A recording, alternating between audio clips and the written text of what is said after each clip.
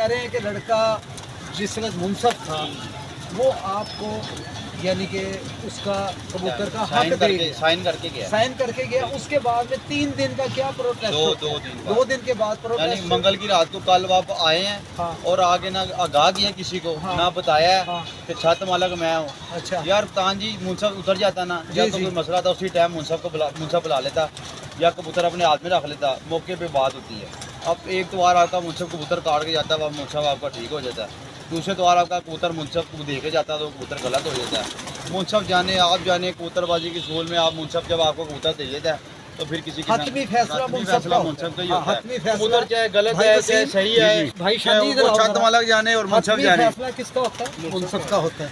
तो मुनसफ ने जिस वक्त टाइम दिया उसने कबूतर के उड़े हुए का टाइम दिया और बाद में प्रोटेस्ट किया है कि जी उसकी दुम चेक कराओ, उसकी बोर चेक कराओ। ये चीज तो उसी वक्त बनती थी जिस वक्त कबूतर आया। अपने मालिकों को बुलाता है जिनसे बाजी लगी, उनको कहता भाई ये मुझे कबूतर पे शक है, ये वो कबूतर नहीं है। उसी वक्त वो मालिक कबूतर देता, प्रोटेस्ट करता, तो कबूतर कट जाता, बस बात खत्म हो जाती। अब तुम दे गए हो तो बाद में अब जो है ना या तो ना देके जाते। हम और यार ये बातें ये रोले थोड़े से